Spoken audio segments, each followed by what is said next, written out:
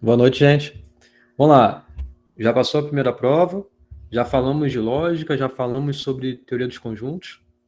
Agora vamos entrar numa outra consequência de lógica também e uma outra consequência também do estudo de teoria dos conjuntos, né? Na verdade, talvez uma primeira consequência, né, do que a gente viu em teoria dos conjuntos, que é o princípio aditivo, o princípio multiplicativo e aplicações disso. Então a gente vai ter essa aula de hoje, a próxima aula e depois da próxima aula também, falando sobre esses assuntos aqui, que são esses dois princípios e as aplicações. Essas aplicações aqui são o que vocês conhecem como arranjo, combinação e coisas do tipo, mas é tudo consequência direta, sem nem muito coisa difícil a mais de você evoluir o pensamento em relação a esses dois princípios aqui. Então são essas duas coisas que vocês têm que saber muito bem, tá? E é esse o meu intuito, é passar essa ideia aqui para vocês nessas 4 aulas, mais as aulas de exercício também que a gente vai ter, para que vocês entendam bem. Então a lista, por exemplo, eu já postei sobre essas matérias aqui, sobre essas aulas aqui, e eu recomendo que vocês tentem fazer, tá?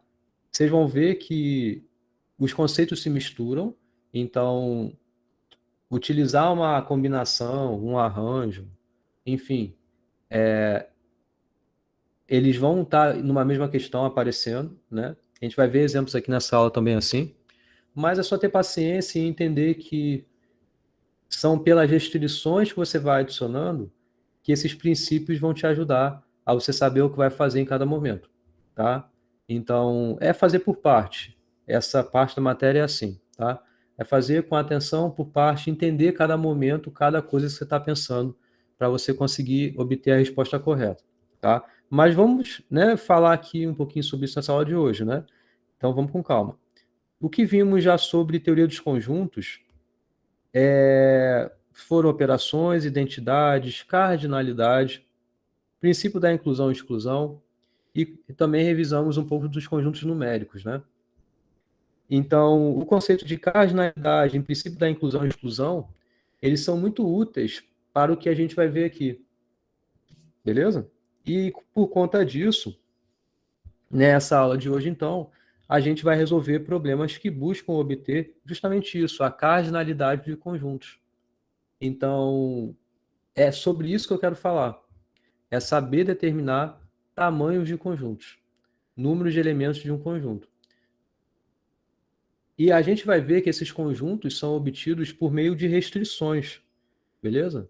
Então, por meio de restrições que a gente vai impondo num conjunto, a gente vai obtendo subconjuntos muitas das vezes e vai conseguindo relacionar subconjuntos de um conjunto em relação a subconjuntos de um outro conjunto.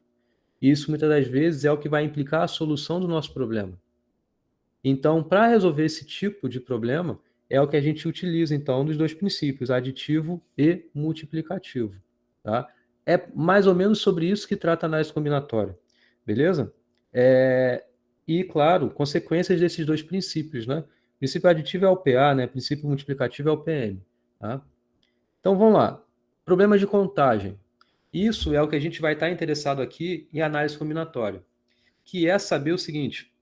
É uma frase que está até meio estranha, mas eu tentei fazer de um jeito que fosse capaz de passar qualquer tipo de problema de análise combinatória. Então, realmente é um pouco complicado, às vezes, passar isso em poucas palavras, né?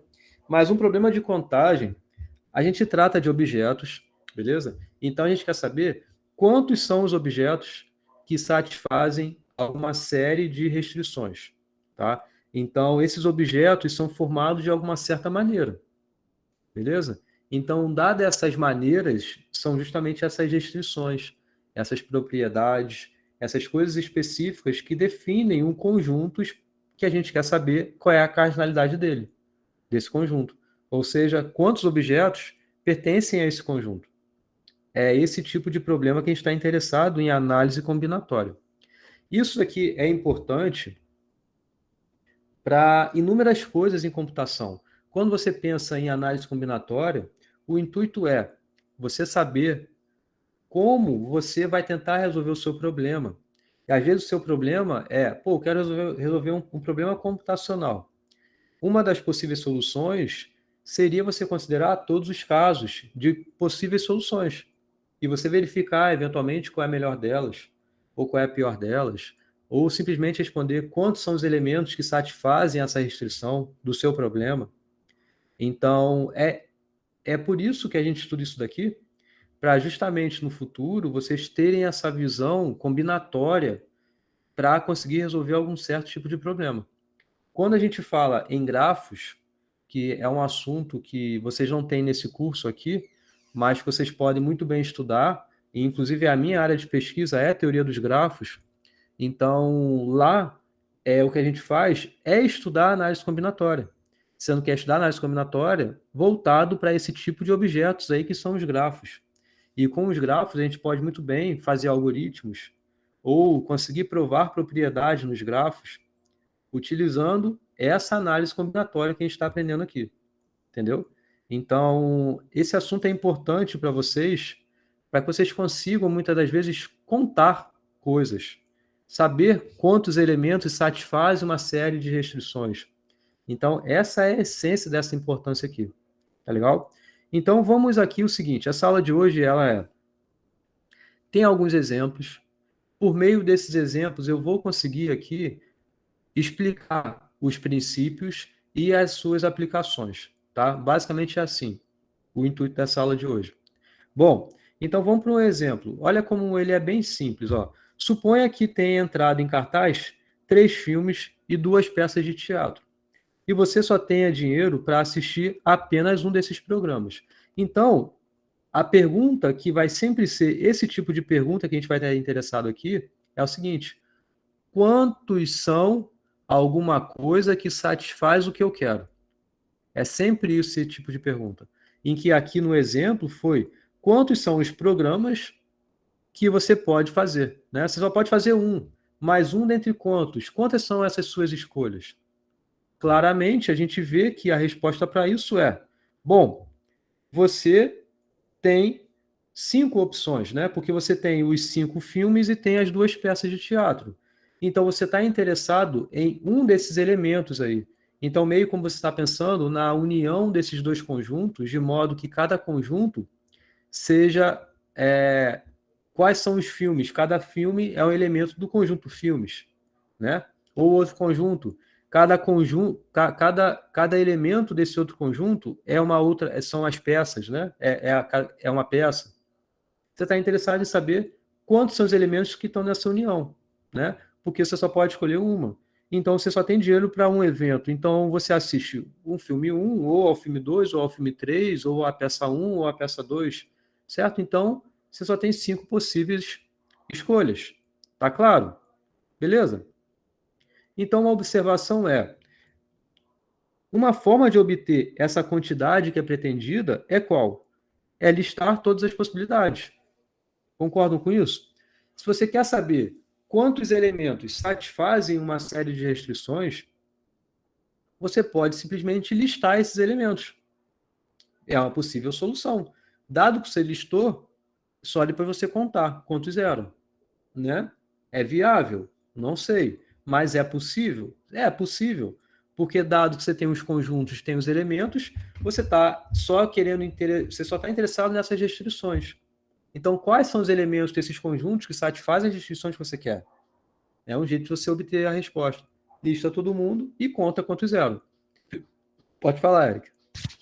Dependendo da quantidade de elementos, pode ficar meio complicado listar tudo, né? Isso, aí que está o grande lance. Porque isso você listar é possível, mas é, muitas das vezes, demorado. Então, por isso que é interessante a gente ter esse estudo de análise combinatória em saber determinar a quantidade de elementos que satisfazem alguma série de restrições sem precisar listar os elementos. Então, a gente está interessado na contagem, não nos elementos específicos. Tá? Então, vamos para o próximo exemplo. Suponha que tenha entrado em cartaz 5 filmes e 4 peças de teatro. E você só tenha dinheiro para assistir um filme e uma peça de teatro desses programas. Tá? Então, você só tem dinheiro para assistir um par de coisas, dado que um filme e o outro é uma peça. E aí, de novo, quantos são os programas que você pode fazer? Um jeito bem simples de você pensar é o quê? Concorda? É listar todas as possibilidades. Então, como é que seria isso? Olha só, note que queremos saber quantos pares podem ser feitos de modo que você tem. Como são esses pares? Um cinema, um teatro, um filme e uma peça, né? Então, ao analisar essas possibilidades, como seriam essas quantidades? É o seguinte, como seriam as possibilidades? É você supor, pô, vamos supor que eu escolha um filme 1, beleza? Porque você tem aqui, um filme vai entrar. Agora, qual é o filme? Vamos supor que tenha sido o filme 1, certo? Dado que eu estou dizendo que eu vou assistir o filme 1, você tem quantas possibilidades de peça de teatro para assistir? 4. Então, dado que você tinha escolhido o filme 1, você tem 4 opções de escolha agora para a peça de teatro. Concordam que são 4 quando você tem a escolha do filme 1 já estabelecida? 4 opções. Sim, porque é o filme 1 com o teatro 1, é o filme 1 com o teatro 2, é o filme 1 com o teatro 3, ou é o filme 1 com o teatro 4. Isso se você tem 4 possibilidades, né? Mas vê que agora você também pode fazer a mesma coisa, pensando, não quero assistir o filme 1, mas quero assistir o filme 2. Com isso, você vai gerar 4 novas opções. Então, você tendo isso bem separadinho, em outras palavras, você consegue obter pela soma a sua resposta. Porque esse 4 se refere a quê? Você ter estabelecido assistir o filme 1. Quando você escolheu assistir o filme 1, você teve 4 opções aí de peças de teatro para escolher. Então, aqui você tem 4 opções. Mais 4 opções, porque foi quando você escolheu o filme 2. Veja aqui, filme 1, teatro 1, ele não está nessa segunda contagem, porque nessa segunda contagem, necessariamente, ele está o filme 2. E o teatro, algum específico, não é? 1, 2, 3, 4, certo? Então, tá claro, sim, né? Porque é 4 mais 4 mais 4, 5 vezes, porque são 5 peças de teatro. Aliás, são 5 filmes, né? Para cada filme você tem 4 opções. Para cada filme você tem 4 opções de peça de teatro. Beleza? Então dá 20. Beleza? Você poderia também obter a sua solução listando todos os pares? Poderia, né? E aí seria basicamente, com isso que eu falei aqui, listar todas essas 20 possibilidades. É o filme 1 com a peça 1, filme 1 com a peça 2, filme 1 com a peça 3, filme 1 com a peça 4. Agora, o filme 1, filme 2 com a peça 1, filme 1, filme 2 com a peça 2, filme 2 com a peça 3, filme 2 com a peça 4, e assim indo por diante, certo? Só que, de novo, isso agora não fica mais rápido, né? Porque você fica com inúmeras possibilidades aí para você listar. Então, de novo, isso corrobora o que eu acabei de falar, de que o nosso interesse em análise combinatória não é saber quais são os elementos que satisfazem, mas saber quantos são os elementos que satisfazem. Então, o tipo de pergunta que a gente faz é esse: quantos são os elementos que satisfazem a restrição que eu tenho? Então, sempre é esse tipo de problema, tipo de pergunta que eu quero, tá? Então, vamos começar a falar sobre o princípio aditivo. Para falar sobre o princípio aditivo, vou começar falando do que é uma partição. Vamos começar nesse conceito de partição em 2 conjuntos. A gente pode aumentar partição em 3, em 4, em quantos conjuntos forem necessários, tá? Mas, bom, o conceito de partição, vocês conhecem?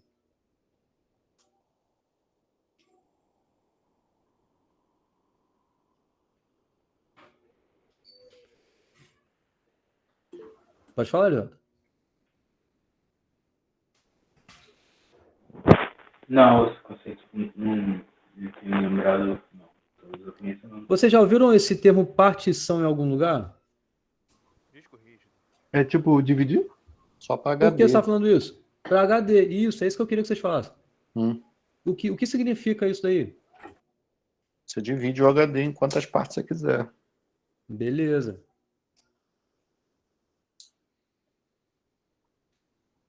Então, é um espaço que você tem, certo?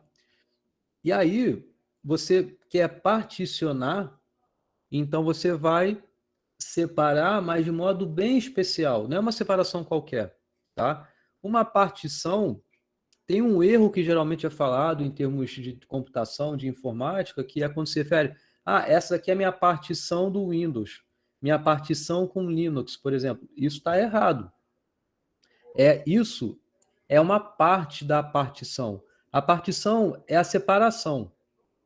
Quando você fala da parte Windows, aí sim, é o espaço do seu HD que está com o Windows ali dentro dele, tá? Então, uma partição é o seguinte, você consegue separar o seu conjunto em subconjuntos, tá?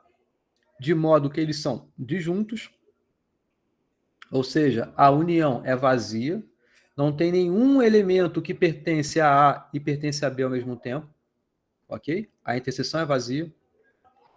E, além disso, a união dá o conjunto universo considerado naquele seu contexto. Então, se você tem um espaço, você particionou em quantas partes? Em duas. Então, você sabe que a união desses dois subconjuntos vai dar todo o seu conjunto que você estava considerando anteriormente, e a interseção é vazia. Tá legal? Então, partição, parte do bolo mesmo. Tudo bem, é uma ideia que você pode pensar assim. Beleza? Então, nota que os dois exemplos anteriores obedecem a esse mesmo princípio básico que chamamos de princípio aditivo. Por quê? Olha só, o que é o princípio aditivo de dois conjuntos? Se A e B são dois conjuntos disjuntos, ou seja, veja, a interseção deles é vazia, A possui P elementos, B possui Q elementos, então a união vai dar o todo, e é a solução que eu estou interessado, é simplesmente a soma de P mais Q. Certo? O primeiro exemplo lá que eu falei, rapidinho, o Erivelto, só terminar aqui e você fala. O primeiro exemplo que eu fiz é o conjunto A do X, tal que X é filme. Então, F1, F2, F3. B é o conjunto das peças de teatro, né? Então, você tem o teatro 1 e o teatro 2, são as duas peças que existem ali. Nota que a interseção desses dois conjuntos é vazia. Eu só posso assistir um desses elementos, né? A união dá a solução do meu problema. Isso daqui, pelo princípio aditivo, que é um caso particular do princípio da inclusão e exclusão, porque se vocês lembrarem na aula sobre princípio da inclusão e exclusão de conjuntos, né? Se você tem a interseção vazia e você está interessado na união desses dois conjuntos, então o que você tem é justamente o princípio aditivo. A união desses dois conjuntos, a cardinalidade dele, é simplesmente a soma da cardinalidade de cada um desses dois conjuntos. Beleza? Então, satisfaz essa condição de ser uma partição de fato. E é nessa partição que eu estou interessado. O exemplo 2 eu não coloquei aqui, mas deixa eu voltar aqui rapidinho, e aí depois vocês falam, tá? Deixa eu voltar aqui rapidinho. Aqui. Olha só. Vocês estão vendo que aqui a resposta do meu problema foi 20, né? Eu não estava interessado em mais um único programa desses dois, mas eu estava interessado em 2 dos programas. Certo? Então, aqui, o meu conjunto, ele é o quê? Os elementos são justamente os elementos que satisfazem a restrição que eu quero, que são os pares. Então, você pode ter um par aqui. Esse par é o filme 1, a peça 1, ou pode ser o par filme 2, peça 1. Ok? Quantos são esses possíveis pares? 20 pares. Como seria essa partição? Você poderia separar exatamente como está essa soma aqui, ó, em ser um conjunto aqui, outro aqui, outro aqui, 1, 2, 3, 4, 5. Em que cada parte dessa são os pares em que correspondem a um filme I específico. Então, aqui tem o filme 1, juntamente com os outros elementos que estão aqui, com o teatro 1, com o teatro 2, teatro 3 e assim por diante. Aqui são todos os pares em que tem o filme 2. Aqui são todos os pares que tem o filme 3. Aqui o filme 4. Aqui o filme 5. Entenderam? Então veja que isso dá uma partição da minha solução. Então a resposta para o meu problema é simplesmente somar a cardinalidade de cada uma dessas partes, porque isso é o princípio aditivo. Tá claro? Pode falar, Erivelton, depois o Eric fala. Então, eu ia perguntar uma explicação sobre a partição, mas acho que eu entendi com esse exemplo melhor. Né? Tá. Eu acho que deu para entender. Partição tipo como se tivesse se fosse dividir algum espaço ali para alocar. A gente vai ver que muitas das vezes o nosso interesse é em obter, de fato, a cardinalidade da união. A gente está interessado na união dessas partes. Muitas das vezes, não. A gente vai estar interessado em uma dessas partes. Mas aí, a cardinalidade da união, como os dois conjuntos são disjuntos, é dado por essa soma. Certo? Muitas das vezes, o nosso interesse não é em saber isso daqui, porque isso aqui é, inclusive, fácil de se obter, mas é em saber essa partezinha aqui. E aí é simples. Às vezes é fácil obter também isso daqui, então é só passar isso para o outro lado. Então, o tamanho desse A, que no caso é o que daria a solução do nosso problema, muitas das vezes vai ser assim. É você saber quanto tem na união e tirar o quanto tem em A. A resposta desse problema é dado por isso daqui. Essa ideia vai ser a ideia do complementar. Vai ser muito útil em alguns problemas que a gente vai ter. Tá? Mas, aqui nesses exemplos, por exemplo, nosso interesse é simplesmente nessa união mesmo. Tá? Fala, Eric. Se a interseção não fosse vazia, poderia acontecer do cara sair do filme e assistir o filme de novo. Aí você entra numa outra história, porque você... a interseção ser vazia ou não vazia depende, na verdade, Eric, de o que esses seus conjuntos estão representando, de como você particionou. Porque se você particionou de fato, a interseção vai sempre ser vazia. Não tem como. Porque é da definição de partição. Então, a separação que eu fiz aqui foi bem imediata desse exemplo 1. Eu só podia fazer uma coisa, são dois conjuntos. Eles são disjuntos. Não tem elementos comuns. O seu interesse é na união, né? É no tamanho dessa união. Enquanto aqui anteriormente, eu montei essa partição propositalmente, para de fato não ter interseção, mas ser vazia essa interseção. Então não faz muito sentido esse caso de ter interseção não vazia, porque aí no caso você não teria feito uma partição. Então quando se faz uma partição, aí você não vai ter nada além para considerar. Entendeu? Entendi. Como a interseção é vazia, dava para a união B ser igual a diferença simétrica de B?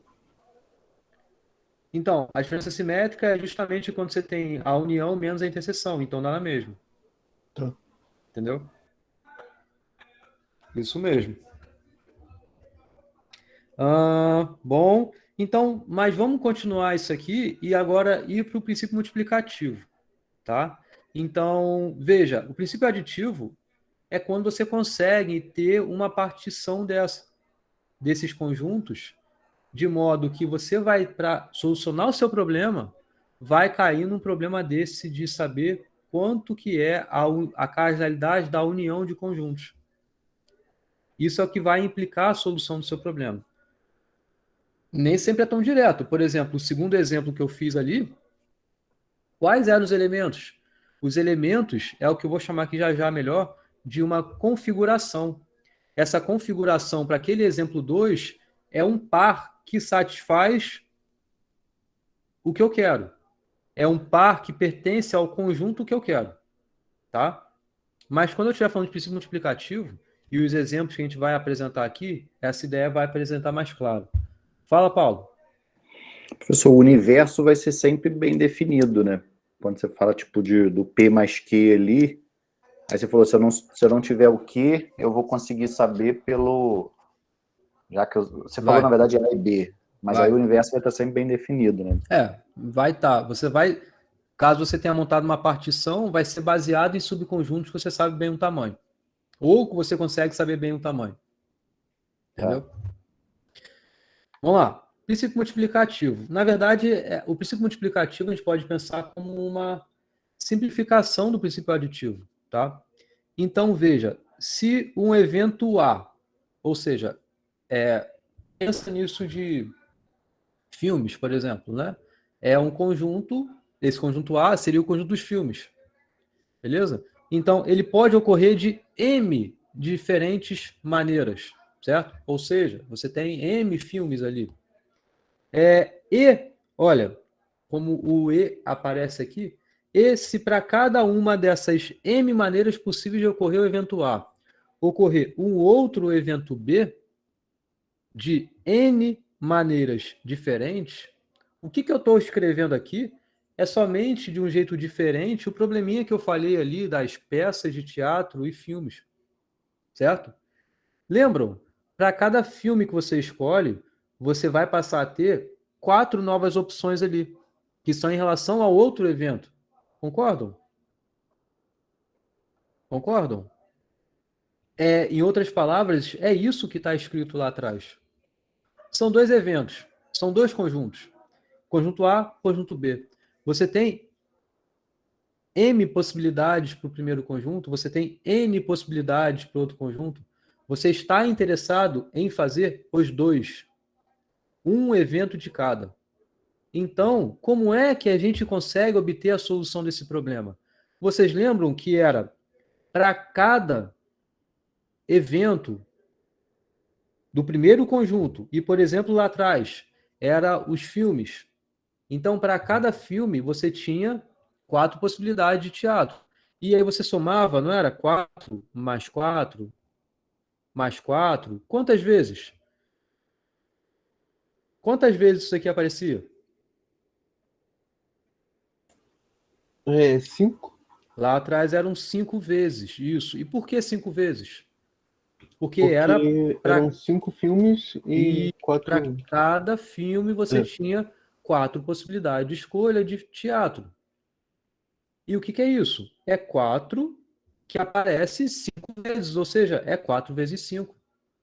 Então, a resposta é 4 vezes 5. Veja que essa resposta aqui, M vezes N, é justamente a generalização dessa ideia, porque é quando ocorre exatamente como está nessa figura, que ela é a seguinte.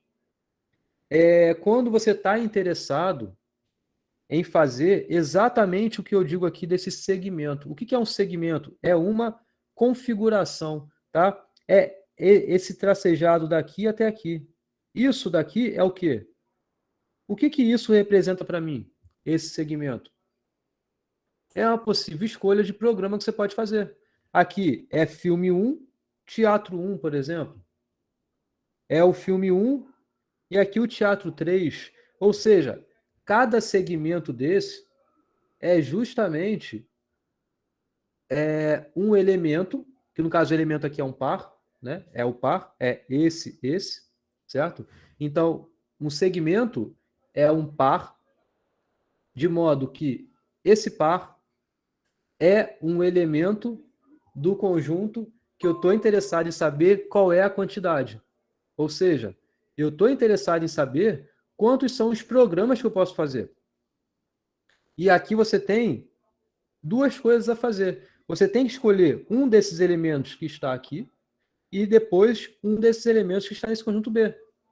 Entenderam? Então, aqui você tem N, mais N, mais N, mais N, ok? Para cada um desses M opções aqui, e lembrando o exemplo lá do filme, do teatro, é exatamente o que está acontecendo aqui. Em que aqui esse conjunto A são 5, não, são 5, né? São 5 filmes, 1, 2, 3, 4, 5 filmes. E aqui, para cada conjuntinho B que vai aparecer aqui, você está gerando, então, um par, ok? Filme, peça de teatro. Então, você tem N, porque é justamente o tamanho desse segundo evento que você pode ter. Lembra? São 5? Não, são 4, né? São 4 peças de teatro para cada um dos filmes que você tem. Então, é N, mais N, mais N, mais N, M vezes. Então, M vezes N dá a resposta para o nosso problema. Isso é quando a gente está considerando essa existência de 2 eventos. É quando você está interessado em fazer 2 coisas, tá? De modo que você consegue, então, responder baseado pelo princípio multiplicativo, simplesmente multiplicando aqui a cardinalidade de cada conjunto. Então, cada segmento representa um par associado a essa possível solução, tá? E esse segmento é o que a gente chama de configuração viável para a solução, tá? Então, quando a gente tem uma pergunta, quantos são as possibilidades de você ter a sua solução, tá? Que é bem o tipo de pergunta que a gente faz na análise combinatória, né? Como eu estava falando antes. O que a gente quer saber é quantas são as configurações. Então, é sabendo como é uma configuração que você vai conseguir fazer essa contagem. Tá legal? Então, esse M vezes N é por conta disso. Desse diagrama aqui, generalizando a ideia do princípio multiplicativo. Repara que a gente está olhando com 2 conjuntos, né? A gente vai generalizar isso aqui já já, tá? Então, o exemplo 2, ele obedece esse princípio multiplicativo, né? Lembre que você vai assistir um filme e uma peça de teatro. Então, você tem 5 filmes, 4 peças de teatro. Então, para cada um dos 5 filmes, você tem 4 peças de teatro. Então, a resposta é simplesmente 5 vezes 4, 20, resolve o seu problema, aplicando diretamente aí o princípio multiplicativo. Tá legal? Então, tanto o princípio aditivo quanto o princípio multiplicativo podem ser estendidos para um número finito qualquer de conjuntos que você queira. Então, ali o exemplo era o conjunto dos filmes e o conjunto das peças, mas você poderia aqui colocar vários outros conjuntos associados a você ter que fazer cada um desses eventos aí, tá? Então, o princípio aditivo, por exemplo, quando você tem N conjuntos, então você tem A1, A2 até AN, tá? Dado que você tem uma partição em relação a eles, ou seja, você tem a interseção a cada 2 aí é vazia, a interseção 2 a 2 é vazia, significa o quê? Para cada par que você tome, I e J, o conjunto AI, interseção com o conjunto AJ é vazio, né? Claro, para I diferente de J. Então, se AI possui AIzinho elementos, né? Então, a união desses N conjuntos é simplesmente a soma de cada um desses conjuntos. A soma da cardinalidade de cada um desses conjuntos. E é isso que é o princípio aditivo para quando você tem um número arbitrário, N aí de conjuntos. É simplesmente somando o tamanho de cada conjunto aí. Agora, o princípio multiplicativo, quando você tem, se um evento AI, ele pode ocorrer de MI maneiras. Agora, repara no seguinte, ou seja, tem esses N eventos, né? Então, tem A1, A2, A3, até AN, ok? Assim como aqui também. Para cada conjunto desses, você tem MI possibilidades. Então, para o primeiro conjunto, você tem M1 possibilidades. Para o segundo conjunto, você tem M2 possibilidades. Para o terceiro, M3, assim por diante. Tá? E, além disso, o seu interesse é em qual? É saber quantas formas diferentes podem ocorrer esses eventos em sucessão. Ou seja, você assiste um filme, você vai a uma peça de teatro, você faz tal coisa depois, você vai no restaurante, você vai para um hotel. Então, você tem essas sucessões de ocorrências aí.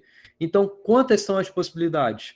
Pelo princípio multiplicativo, é simplesmente a multiplicação do tamanho de cada um desses conjuntos, de cada evento. E o porquê disso é o que eu acabei de justificar aqui atrás, quando eu mencionei essa relação aqui com esse diagrama, certo? É isso que justifica o princípio multiplicativo.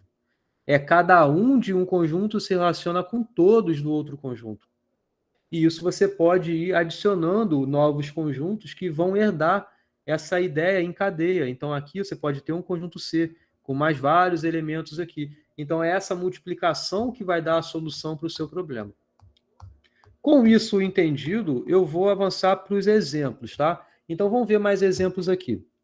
Olha só, você tem numa estante 7 livros diferentes de matemática e 5 livros diferentes de física. De quantas maneiras você pode escolher um livro de cada matéria? Vocês notam alguma diferença nessa pergunta em relação àquela pergunta que eu falei ali atrás de peças e de filmes? Tem alguma diferença? Eu só estou mudando os objetos, mas o tipo de pergunta está igual, né? Então, primeiro, a gente tem que entender como é uma configuração. Então, o que eu digo para vocês é o seguinte: para responder pergunta aqui, eu não estou interessado em saber em qual é o número que vai dar a resposta do problema. Eu estou interessado em saber se vocês sabem explicar como é a configuração, tá? E qual o princípio e como você está aplicando esse princípio na sua solução. É claro, hora ou outra você vai recair em alguma expressão aritmética, mas eu não quero, você não precisa chegar até o final da conta, porque conta é multiplicar, somar, isso não vem ao caso aqui desse curso. Eu quero que vocês saibam explicar o porquê daquela quantidade que você está dizendo ali, tá? Então, muito cuidado com isso, tá? Então, aqui, olha, nota que uma configuração é dada por um par, sendo um livro de matemática e um livro de física. Então, com essa ideia em mente, você ter a certeza do que você está interessado, que você vai saber determinar, então, quantos elementos satisfazem essa restrição que eu quero, certo? Então, como para cada um dos 7 livros de matemática temos 5 livros de física, então você tem justamente 7 vezes 5, ou 5 vezes 7, né? Que vai dar a solução do seu problema pela aplicação do princípio multiplicativo. Então, é assim que se responde uma questão, para mim, em análise combinatória. Tá? Pode ser que vocês, pela rapidez, queiram colocar já assim 7 vezes 5, pronto, acabou. Não. Se botar assim, está errado. Tá? Eu quero que saiba explicar bem o porquê. Claro, essa questão é muito simples, essa daqui específica, né? Mas tem outras que vão ser um pouquinho mais emboladas, no sentido de terem mais restrições aparecendo, e a gente vai tratar delas já já. Pode falar, João. Se a gente explicar, tipo, graficamente, com um conjuntinho, com as linhas, você vai considerar certo também? Igual eu fiz no slide anterior ali? Isso. Tudo bem, tudo bem. Mas o problema é que ali vai passar a ficar inviável. Porque eu posso aumentar aqui, por exemplo, não tem mais 7, mas eu tenho 700. E aqui eu tenho 500. Sim, mas...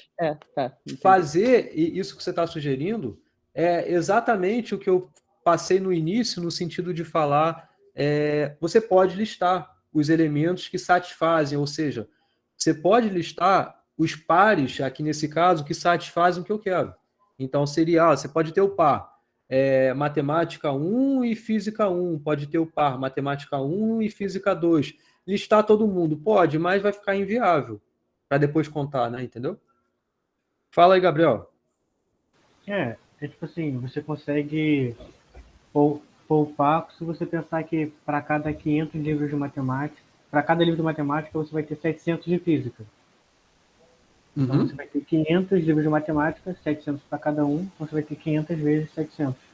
Vai dar na mesma, isso. Mas não vai precisar listar, falar quem são exatamente, né? Mas eu posso falar isso, né? Que para cada um eu tenho... E o que é importante? Isso, pode. E o que é importante é isso, é esse destaque aqui, ó. A resposta é essa pelo princípio multiplicativo. Então, é importante que você chame a atenção o princípio que você está utilizando, tá? Eu vou avançar para tentar evoluir um pouquinho no grau de dificuldade aqui, tá? Então, na sua estante, você tem 7 livros diferentes de matemática. Veja, os livros são diferentes entre si, tá? Essa questão de terem objetos idênticos, a gente vai conseguir tratar já já. Mas primeiro vamos começar daqui. Então, você tem 7 livros diferentes de matemática, 5 livros diferentes de física, 3 livros diferentes de inglês. De quantas maneiras você pode escolher? 2, com a condição de que os livros não possam ser da mesma matéria. Então, você aqui tem como agora? Você tem 3 conjuntos, né? Que são dos livros de matemática, de português, de física, mas você não está interessado em vir 3 livros, mais 2 deles. Então, com isso, vai ser útil a gente fazer uso do princípio aditivo, para simplesmente entender quais são as possíveis escolhas de tipos de livro primeiro que você pode ter. Então, é o seguinte, note que uma configuração, de novo, é assim que você vai começar explicando, é como é uma configuração, né? Então, uma configuração é o que vai estar vindo já meio que uma intuição de como você vai conseguir resolver. Então, é interessante você pôr essa configuração para você ter a clareza de como você vai obter esse tipo de essa quantidade, né? Então, é como o Gabriel falou aí, abrir em 3 casos, isso. Por que abrir em 3 casos, né? Então, vamos ler aqui. Uma configuração é dada por um par. É um par. Sendo um livro, não pode ter a mesma matéria do outro escolhido. Então, o que isso quer dizer? É um par, não é um trio. Então, quantas são as possibilidades?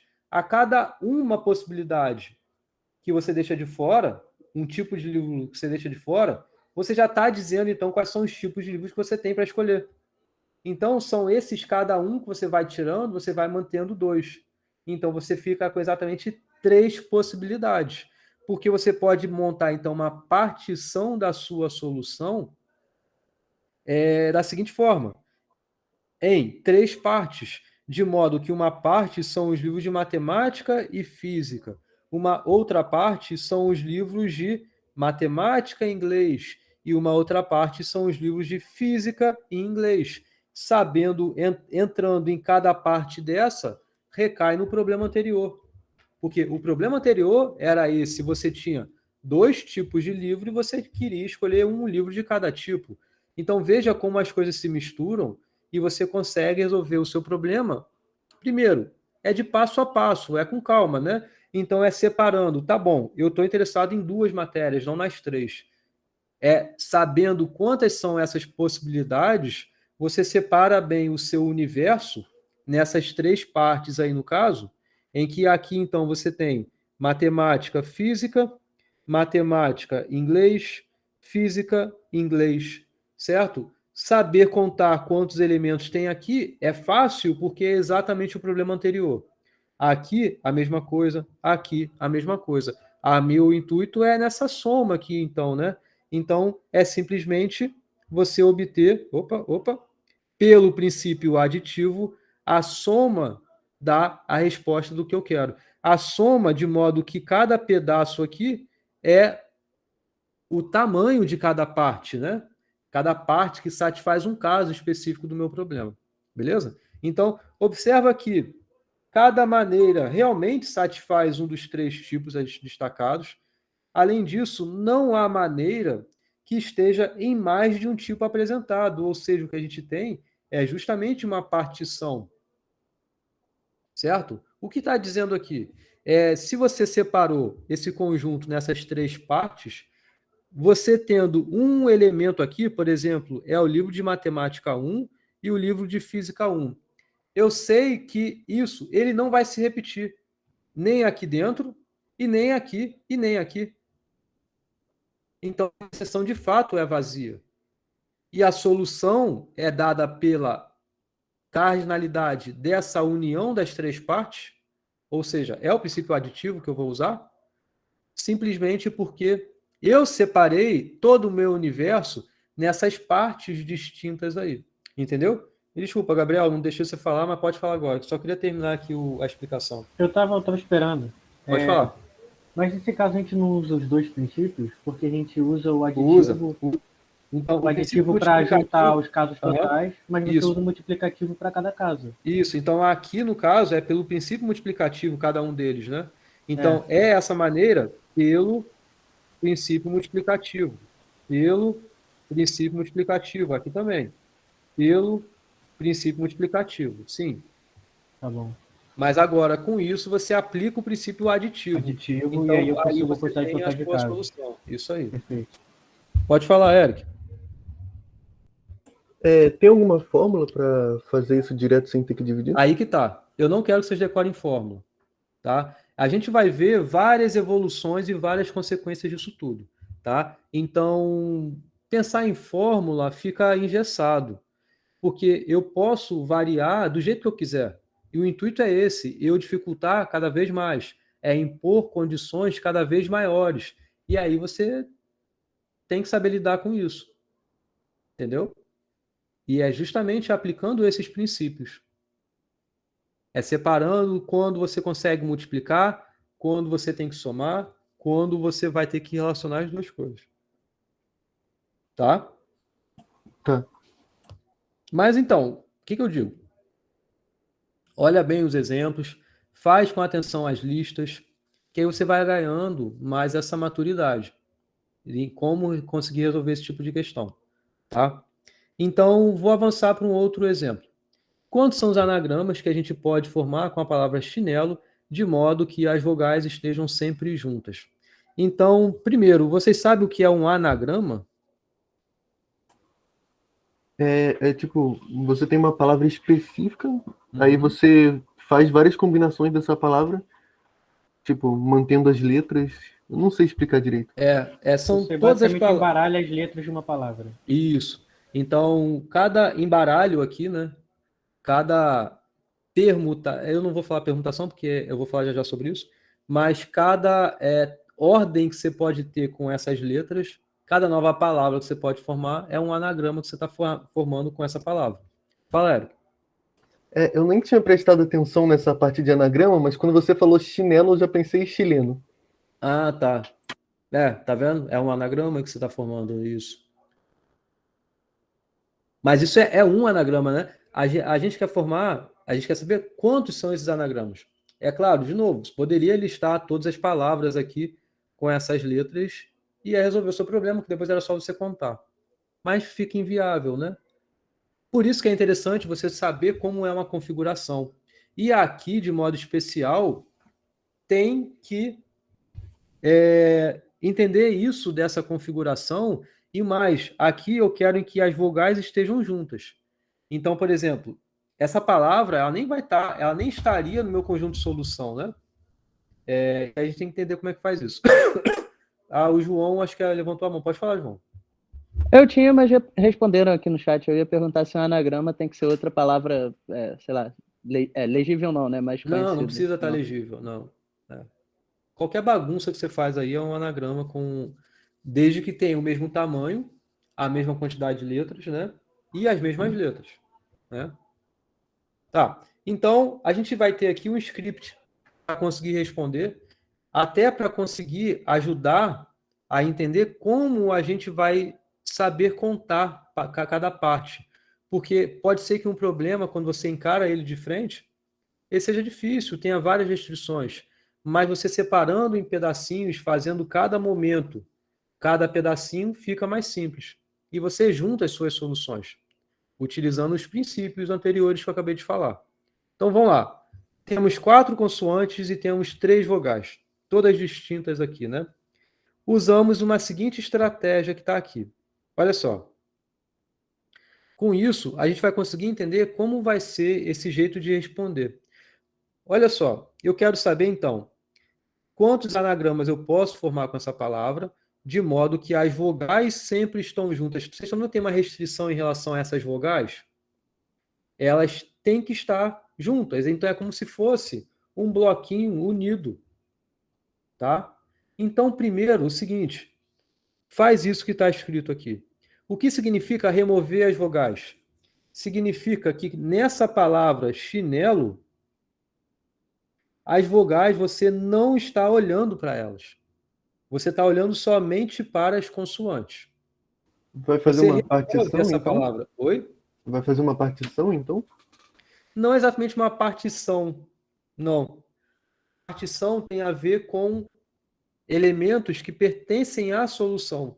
Isso daqui não é exatamente uma partição, porque é em relação a uma configuração. Tá? Essa remoção das vogais significa o seguinte: nessa palavra, você esquece das vogais. Pensa como se você tivesse somente consoante nela. Por que eu quero fazer isso? Rapidinho, Gabriel. Porque são essas vogais, né? São essas consoantes, né? C, H, N, L. Não sei quantas são as formas de ordenar isso daqui. Ou seja, não sei exatamente ainda responder, pelo menos não falei como, quantos são os anagramas da palavra que só tem as consoantes. Não sei. Mas é isso o que eu vou querer fazer nessa segunda etapa. Inicialmente, então, desconsidere as vogais. É o que está dito aqui. Depois, veja quantos anagramas você pode fazer somente com as consoantes. Depois, as vogais estão aqui do lado. Veja quantos anagramas você pode ter somente com essas vogais. Olha, não estou juntando nada ainda. Tá? Ah, beleza. Tá? Mas a contagem que eu fiz foi de modo separado. Vi quantos anagramas tem das consoantes, que eu vou falar já já como se faz, mas não tem nada diferente do que vocês já conhecem. Conto isso daqui, deixo isso quieto. Conto isso daqui, que no caso são os anagramas das vogais, deixo isso quieto. Tá? Olha, o próximo passo é o que vai juntar essas duas coisas. De que forma? A gente não quer que as vogais sempre estejam juntas? Então vai acontecer que essas vogais elas podem ir onde? Em quais lugares? Elas podem vir aqui, é uma possibilidade. As três vogais vão estar juntinhas aqui. É uma possibilidade. Mas é a única possibilidade? Não. O que é isso que eu fiz aqui? É o bloquinho das vogais aparecerem antes da primeira.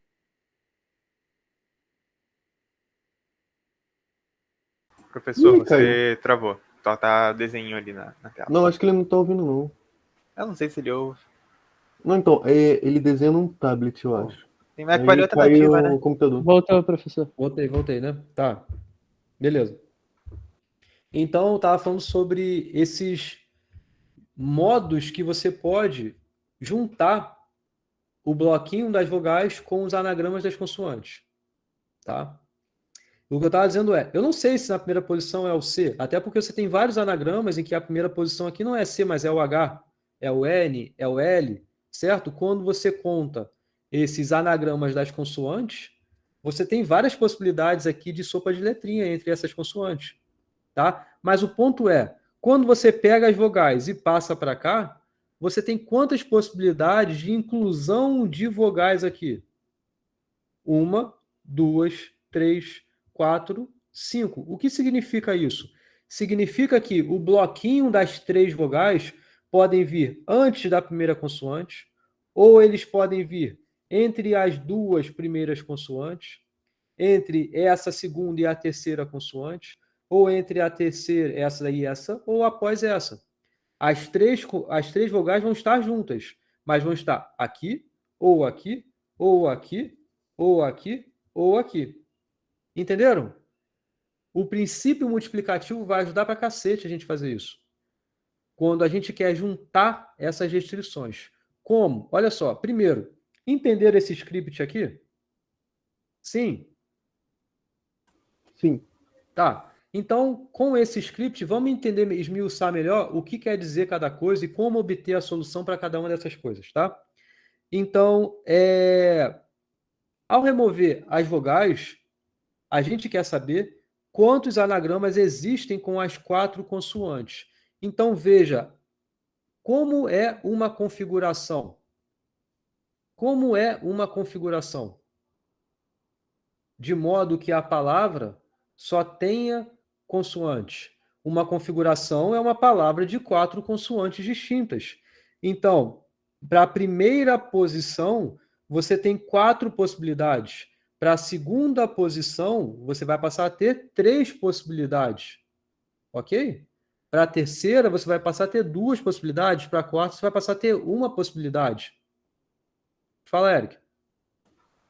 Quando a configuração é muito longa, dá para fazer, tipo, o fatorial de tudo? Isso é o que você vai aprender já já. O termo fatorial eu nem apresentei, mas é o que eu vou apresentar já já. Mas o fatorial, ele é justamente uma consequência também do princípio multiplicativo. Entendeu? Porque é justamente essa restrição que você está impondo a cada momento. Certo? Certo. Então, você vai passar a ter, justamente pelo princípio multiplicativo, esse 4 vezes 3 vezes 2 vezes 1, anagramas formados somente pelas consoantes. Agora, em relação às vogais, certo? Então, uma configuração, ela é uma palavra de 3 vogais. Veja, estou analisando separadamente. Acabei de analisar quantos anagramas podem ser feitos com as consoantes. Quero saber agora quantos anagramas eu posso fazer somente com as vogais. É o mesmo tipo de problema, né? Então, aqui, pelo princípio multiplicativo, você vai ter 3 vezes 2 vezes 1. Porque uma configuração, ela é uma palavra de 3 vogais distintas.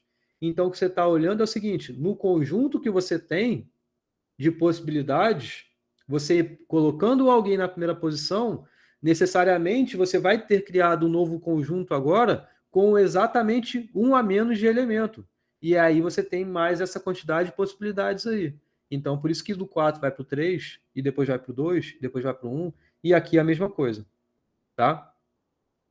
Bom, então, agora, é o momento que a gente tem de ver quantos espaços existem para que você encaixe as vogais juntas, elas juntas, né, na palavra que tem ali as consoantes. Então, eu acabei de mostrar ali atrás, né, você tem 5 possibilidades, porque são 4 consoantes, né? Então, você tem uma consoante, outra consoante, outra consoante, outra consoante.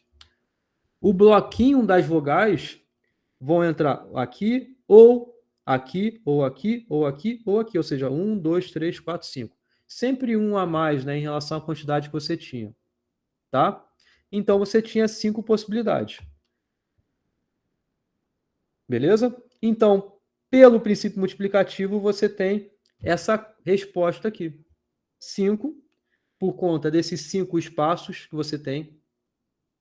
Mas veja que para cada espaço que você vai ter, então, para cada espaço que você vai ter, por exemplo, aqui é um bloquinho de vogal que você vai pôr antes da primeira consoante. Então, você tem a primeira consoante, a segunda, a terceira, a quarta consoante aqui, certo?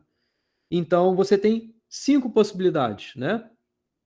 Aqui, para cada uma opção que você teve de possibilidade de inserção das vogais, para cada uma, você tem justamente essa quantidade aqui que vai se referir a essas possíveis arrumações que as vogais vão ter. Para cada uma das arrumações que as vogais vão ter, você tem todas aquelas possibilidades das consoantes vão ter entre elas. Então, veja que para cada uma das posições, você tem esses anagramas, certo? Para cada posição que você escolhe, por exemplo, escolhi essa. Você tem 3 vezes 2 vezes 1 possibilidades de arrumações das vogais aqui dentro. Então, quais eram as vogais? Eram E, I e O. Então, você pode ter aqui E, I e O, ou você pode ter aqui I, E e O, ou você pode ter aqui E, O e I, O e E, O, E, I, O e E. Veja, 5 possibilidades. Perdão, 6 possibilidades, né? 6 possibilidades. Para cada posição que você escolhe aqui, escolhi a primeira posição. Então, você já ganhou aí 6 novas possibilidades. Então, 6 para cada uma dessas 5 posições que você tem. Então, 6, mais 6, mais 6, mais 6, mais 6. Então, dá o 6, que é 3 vezes 2 vezes 1, vezes esses 5. Agora, para cada lugar que você estabeleceu de ter essas posições para as vogais entrarem, juntamente com as arrumações que as vogais podem ter dentro de cada lugar desse, que são 6, você ainda tem que considerar as arrumações das consoantes, que são 4 vezes 3 vezes 2 vezes 1. Então, para cada... Entenderam? Esse fator multiplicativo é associado? Sim? É justamente a aplicação do princípio multiplicativo aqui. Tá legal? Pode falar, João. Quando eu pensei como resolver, eu imaginei que você somaria os dois anagramas, o anagrama das consoantes com o anagrama Entendi. das vogais. Eu não entendi direito por que você aplicou o princípio Mas multiplicativo. por que você somaria? Porque a soma seria você ter dois anagramas diferentes. Enxerga isso? Porque quando você Entendi. soma, você está olhando o seguinte: quantos são os anagramas das vogais? Beleza, é essa contagem que você tem aí. É 3 vezes 2 vezes 1. Quando você tem o anagrama das consoantes, é isso que você vai ter: 4 vezes 3 vezes 2 vezes 1. Agora, quando você soma, o que você está dizendo aí é que você pode ter essa soma de quantidade de anagramas que se referem a somente as vogais ou a somente as consoantes. Não responde o que eu quero. Porque eu quero formar anagrama que tenha, de fato, vogal junto com consoante. Entendeu? Acho que entendi. Eu vou precisar resolver uns exercícios dessas coisas aí, eu acho, para conseguir pegar a matéria direitinho. Mas eu entendi, eu acho, que você falou. Então, são duas coisas aí. Uma coisa é por que não é uma soma e outra coisa é por que é, de fato, uma multiplicação. Tá? Então, por que não é uma soma? É porque uma soma, e aí pensando um pouco nesse princípio aditivo, porque é isso que é uma soma, é o princípio aditivo.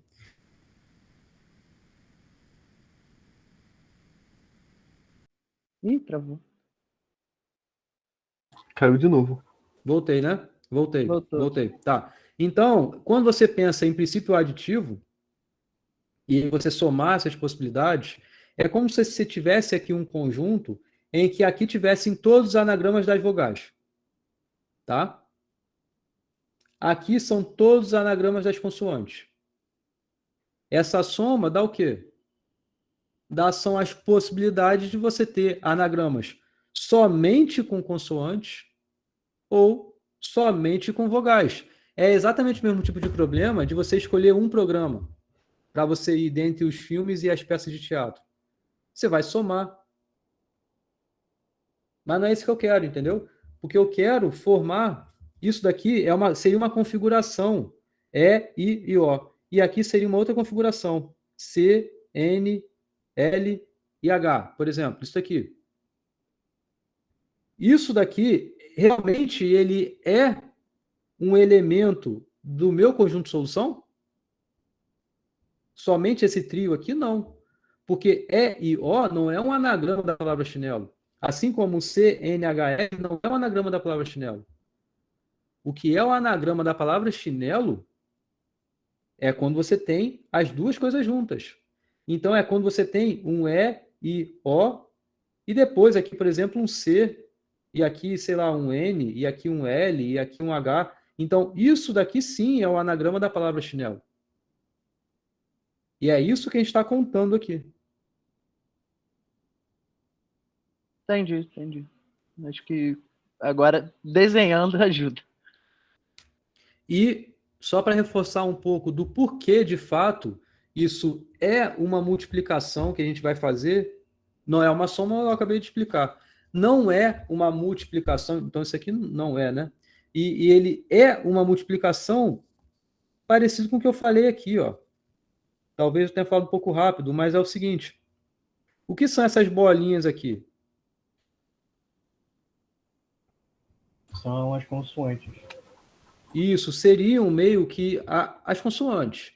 A gente não sabe quais são as consoantes, porque você tem essa quantidade grande de possibilidade de colocar aqui. Então você tem uma quadrupla, né? Sei lá, que seria assim, vou até colocar exemplo mesmo. C, N, H, L, tá? Mas você tem outras, por exemplo, vou botar aqui no canto. H, L, N, C. São quantas? Anagramas somente das consoantes. Essa quantidade aqui. Tá? Então, para cada uma dessa quantidade aqui, para cada uma o quê, né? Para cada uma quadrupla dessa aqui que você tem, dessas consoantes, você tem uma série de outras possibilidades de triplas entre as vogais. Concorda? Então, você tem isso daqui. Para cada uma, você tem essa quantidade grande de possibilidades aqui. É exatamente o mesmo problema que eu falei de você fazer duas coisas, um filme e uma peça de teatro. Isso daqui é como se fosse o nome de um filme. Isso aqui é como se fosse uma peça de teatro. Então, a peça 1, peça 2, peça 3, peça 4. Estão enxergando isso? Então, essa multiplicação, por enquanto, disso daqui por isso daqui, é exatamente o mesmo tipo de problema. Em você ter essas duas opções de escolha, dado que em um conjunto você tem várias possibilidades. Então tem C, N, H, L, aí tem N, C, H, L, aí tem vários outros, que é 4 vezes 3 vezes 2 possibilidades. 4 vezes 3 é 12, 12 vezes 2, 24. São 24 possibilidades aqui de arrumações somente entre as consoantes. Para cada arrumação dessas dentre as consoantes, para cada uma dessas 24, você tem 6 possibilidades de arrumação das vogais. Então, quantos são esses possíveis pares aí? Consoante juntamente com vogal. Lembra daquele diagrama que eu fiz lá atrás do princípio multiplicativo? É simplesmente a multiplicação das duas coisas. Tá legal? Tá legal até aí? Tá legal. Sendo que, para cada par que você escolheu, não acabou aí. Pensa que você escolheu esse par, juntamente com esse par, O, E, I. Escolheu esse parzinho aqui. Acabou aí? Não.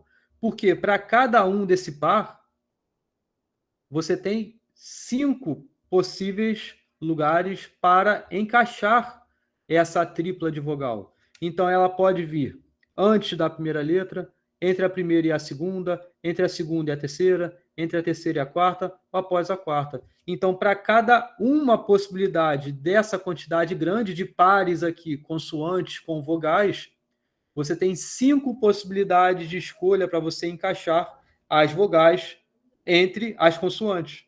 Então, por isso que também, pelo princípio multiplicativo, você tem essa resposta aqui.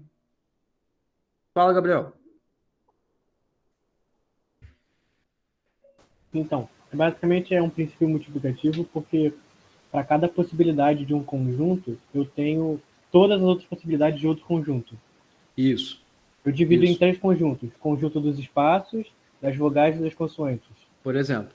Tá legal. Isso aí.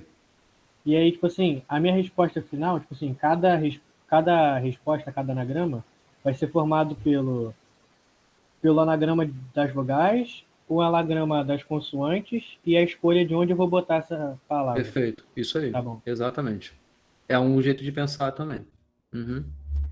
Tá legal? Bom, entenderam aqui, gente? Tá claro?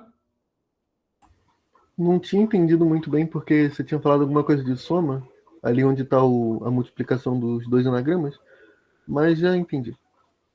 Eu falei soma. Onde?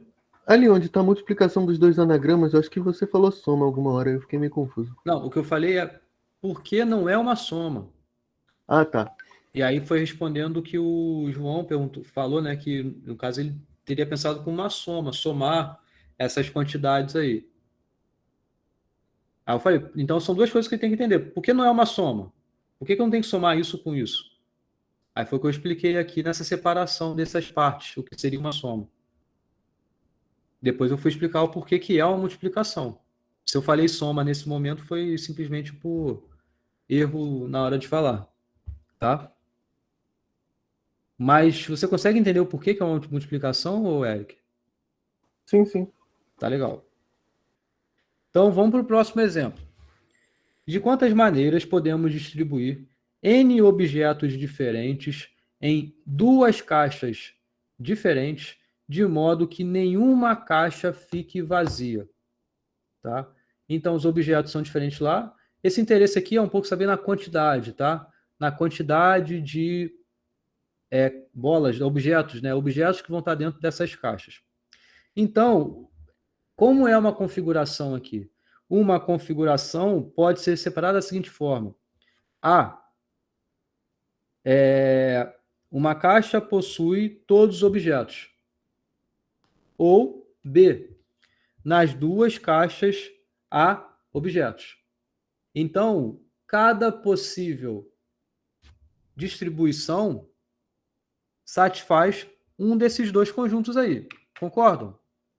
Veja que com isso eu estou criando uma partição dessas possíveis distribuições e o meu interesse é em quê?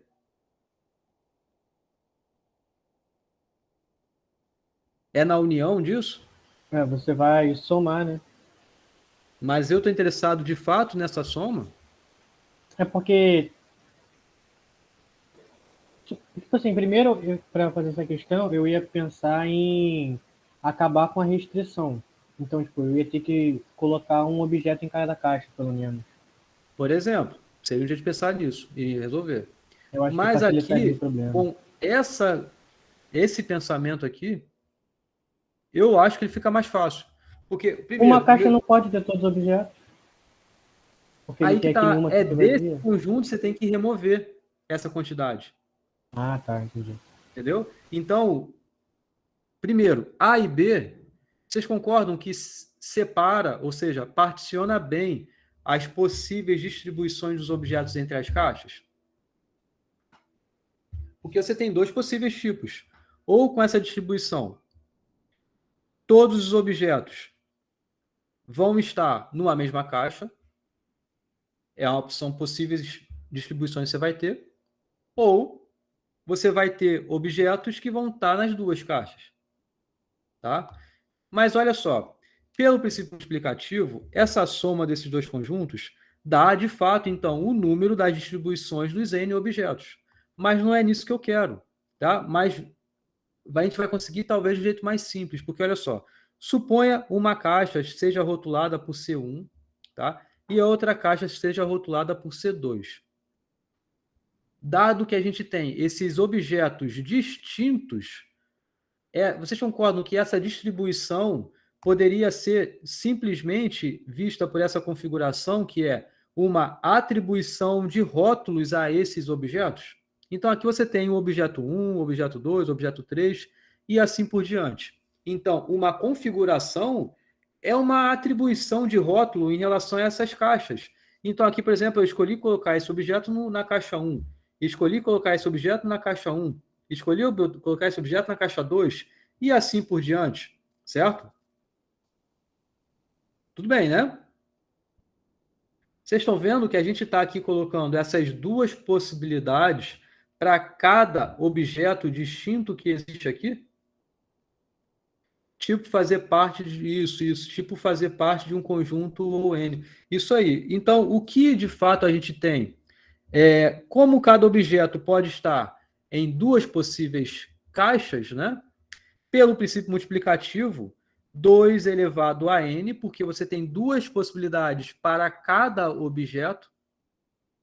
Cada objeto, em uma configuração, vai estar em um dentre duas caixas. Então, é 2 vezes 2, vezes 2, vezes 2, vezes 2. Isso aparece n vezes 2 elevado a n. Então, há 2 elevado a n distribuições no total. Então, a quantidade de distribuições do tipo A mais a quantidade de distribuições do tipo D dá 2 elevado a n. Mas não é isso que eu quero, porque o que eu estou interessado é nesse tipo B, certo? Mas é fácil agora, porque olha só. Esse tipo A é o seguinte, todos os objetos estão ou na caixa 1, ou todos os objetos estão na caixa 2. Então, são duas possibilidades, em que você poderia, inclusive, associar esse A e B, né? Ou, perdão, caixa 1, caixa 2, você poderia associar valores verdadeiro, falso, por exemplo, né? Tá na caixa 1 é verdadeiro, tá na caixa 2 é falso, por exemplo, né? Então, você pensando assim, você teria o quê? O caso em que todos os valores são verdadeiros, só tem um caso. É o que implica todos os objetos estarem nessa caixa 1. Agora, você também tem outra possibilidade, que é todos os objetos estarem na caixa 2. Ou seja, é tudo falso. Só tem uma possibilidade também. Então, são duas possibilidades que estão aqui. Eu estou interessado nesse conjunto aqui, N de B. E aí fica fácil. É só você pegar o total, subtrair o caso que eu não quero. Pronto, tem a resposta do que eu quero.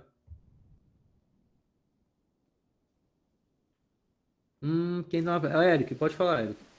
Ou era o Gabriel? Acho que era o Gabriel antes. Fala aí, Não, Gabriel. não, foi o Eric primeiro. Tá.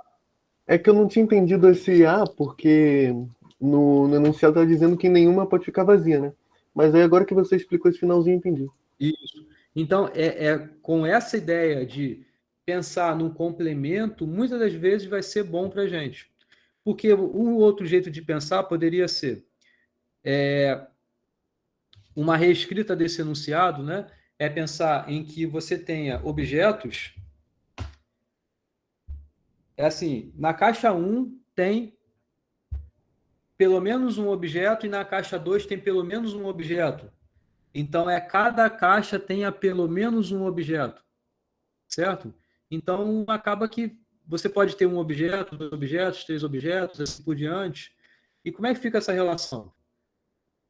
Muitas das vezes, pensar no complementar é muito mais fácil. Pensar no complementar significa você tirar exatamente a quantidade que você não quer, que associam às configurações que você não quer. Que no caso aqui é esse tipo A aqui que eu não quero. E é fácil você saber quantas são as que eu não quero. Também é fácil saber quanto seria o total. Entendeu? Ah, tá. Agora fala aí, Gabriel.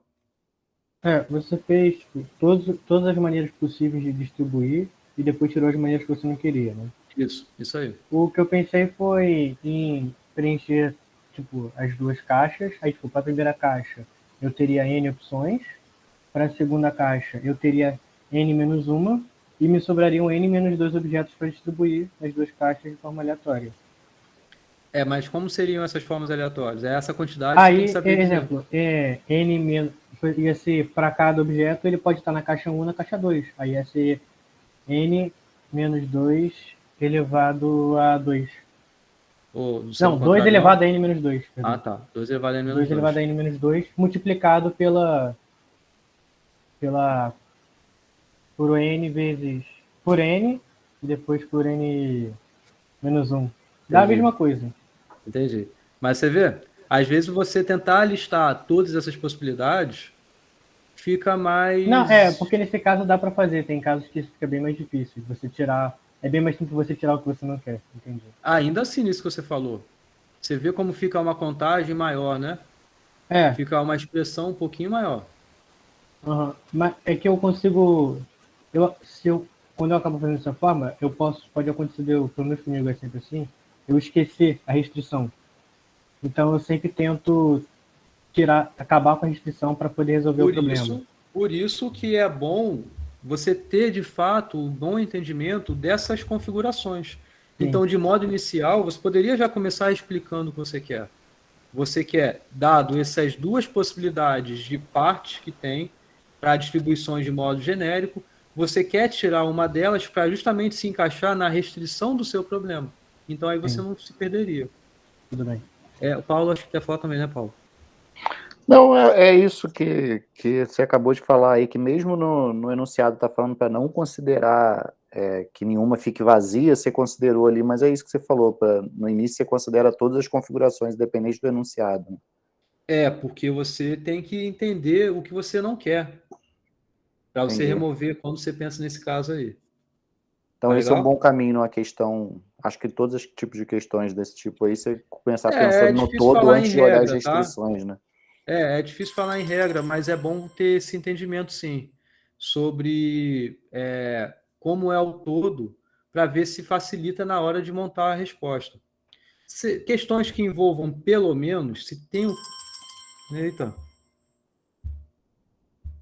questões que envolvam isso de falar pelo menos, a ideia do complementar ajuda muito. Entendeu? Uhum. Tá. Beleza. Tá, então vamos continuar. Na verdade, aqui foi onde eu parei no ano passado, no período passado e tal. Então, mas eu vou continuar, são 7h30 ainda, tá? Com isso, já a gente consegue entender essa ideia do princípio multiplicativo e aditivo, mas vamos aplicar isso agora em conceitos que envolvam permutação, combinação e arranjo, beleza? É bom conhecer a solução, mas não quer dizer que seja melhor em todos os casos.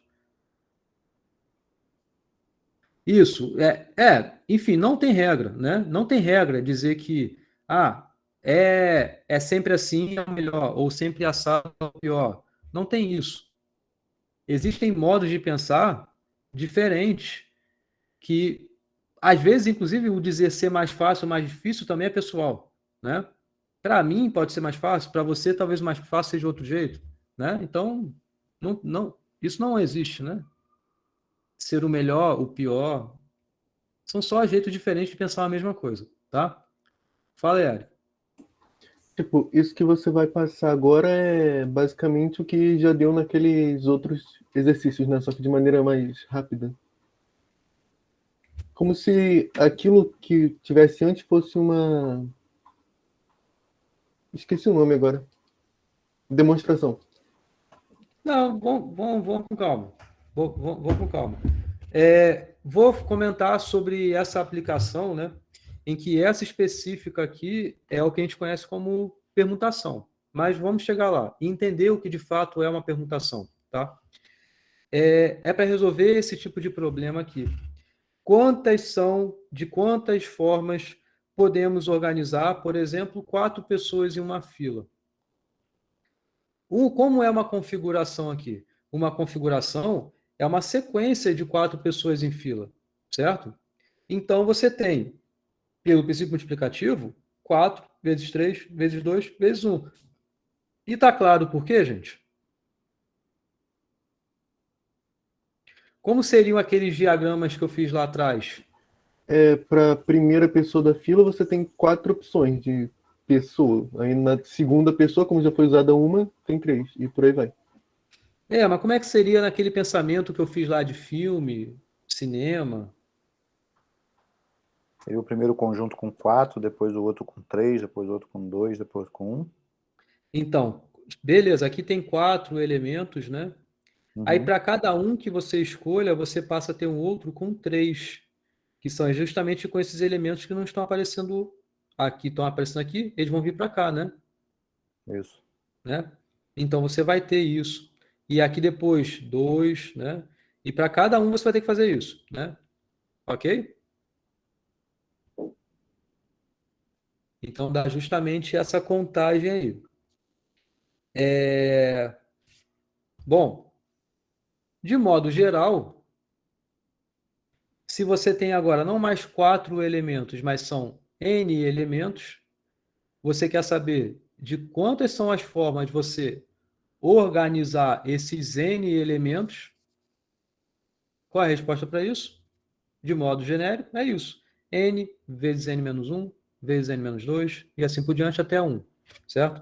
Então, isso é o que a gente conhece como permutação dos N elementos. Então, você está interessado em saber em quantas são as ordens, as arrumações desses N elementos distintos que você tem aí. É simples assim. Então, permutação de N elementos é essa notação. É N que multiplica N-1, N-2 até chegar a 1, que é a mesma coisa do que a gente fala N fatorial. Beleza? Então, isso aqui é o N fatorial.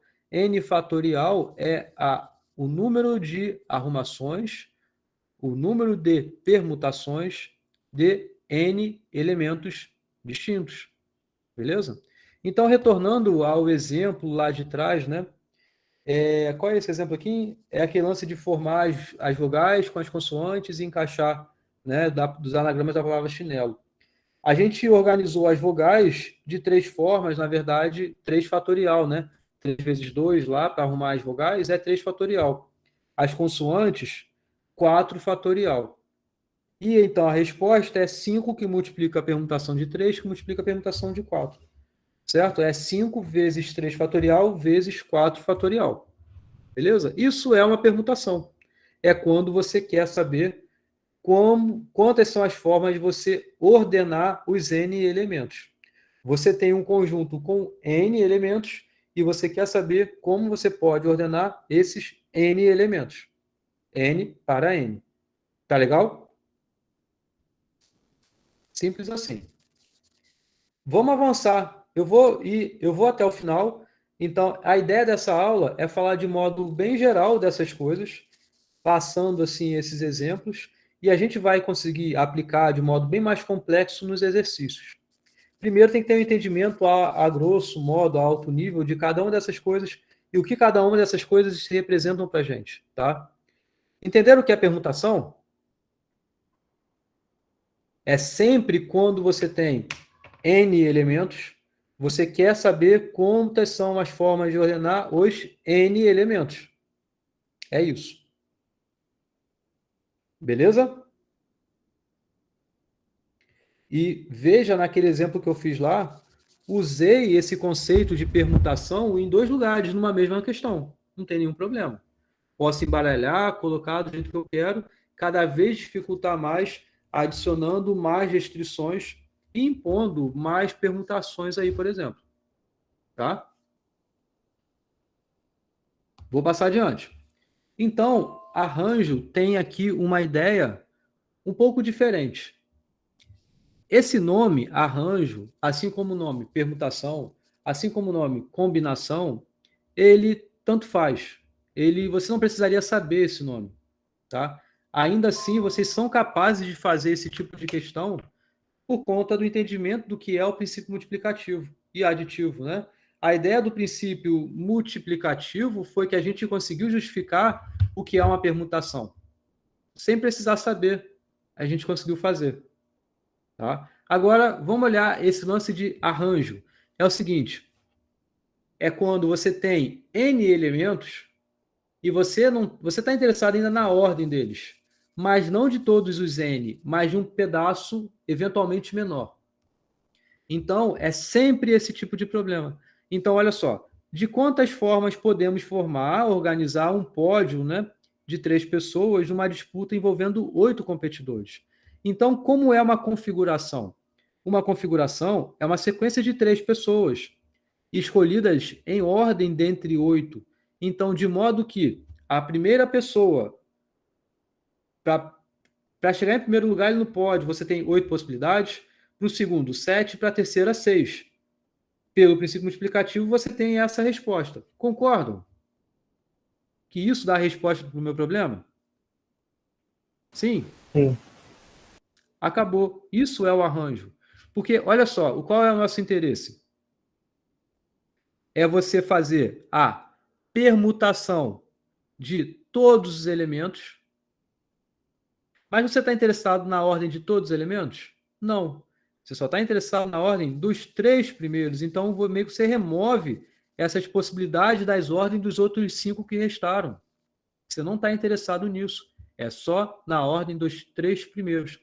Então, isso é o arranjo. É quando você tem um conjunto grandão de N elementos e o seu interesse é em saber quantos são os modos de eu organizar em ordem ali um pedacinho menor dentre esse conjunto grandão. Permutação é quando eu estou interessado em todos os elementos, na ordem de todos os elementos. Arranjo é um pedaço eventualmente menor. Tá legal? Veja, isso responde o problema que eu tinha. Então, vocês sabiam resolver arranjo sem precisar saber o que é o arranjo. Porque, olha só, vamos avançar um pouquinho mais.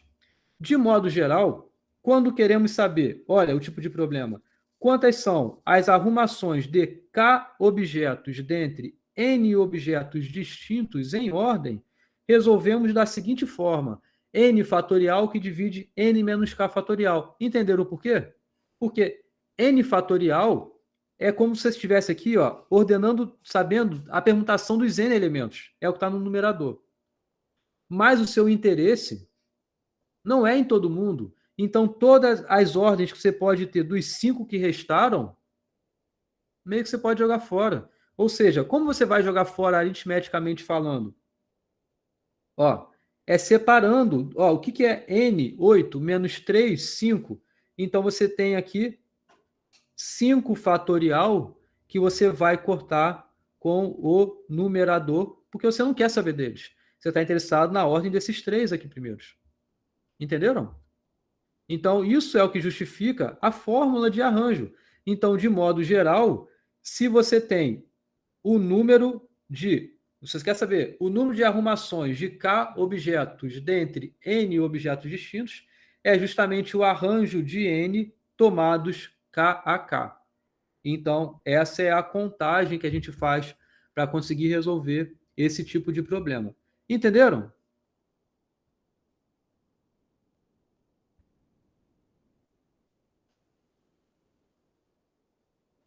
Sim. Sim, sim.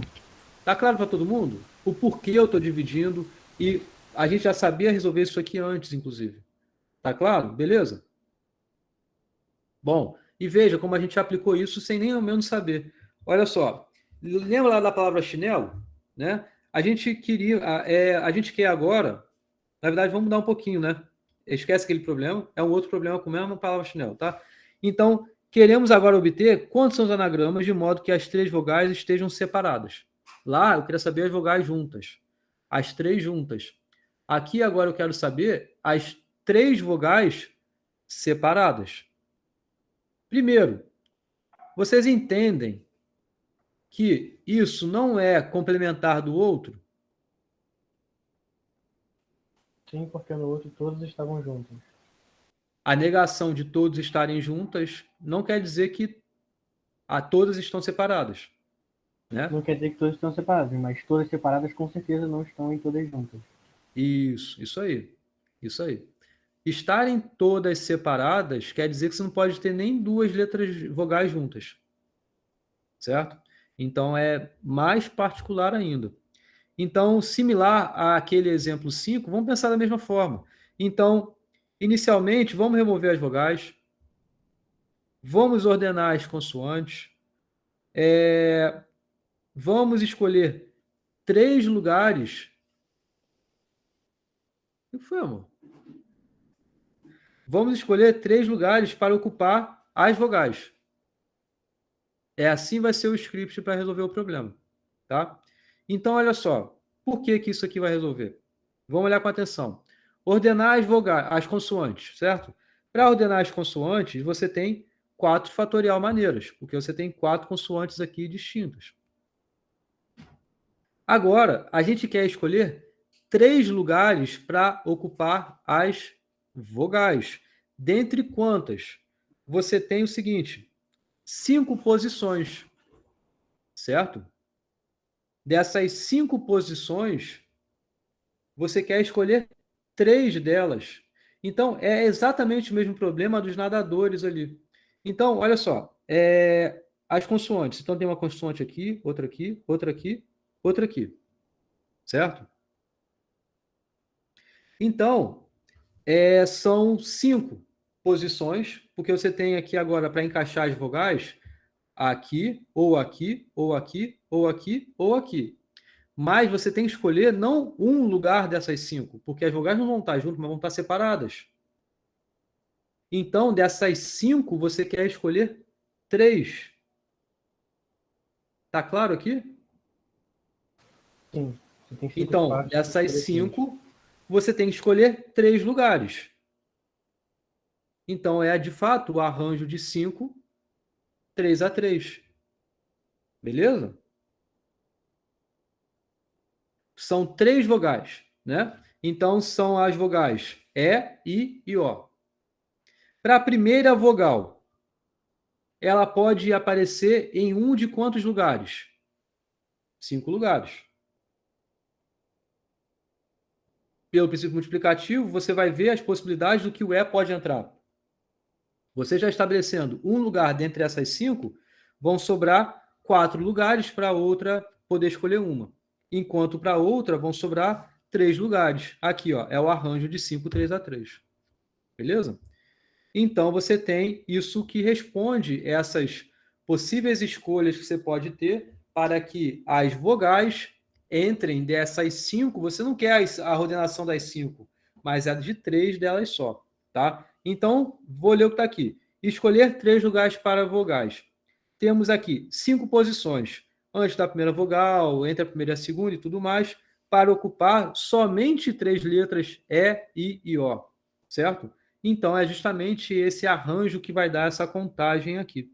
Então, com isso, você vai ter simplesmente a multiplicação do arranjo de 5, 3 a 3 por 4 fatorial para resolver o seu problema. Porque para cada tripla que você escolhe de lugares para ocupar as vogais, você tem 4 fatorial arrumações das consoantes. Então, você tem exatamente aqui a multiplicação dessas duas coisas como resposta do seu problema. Show de bola? Beleza? Alguma pergunta?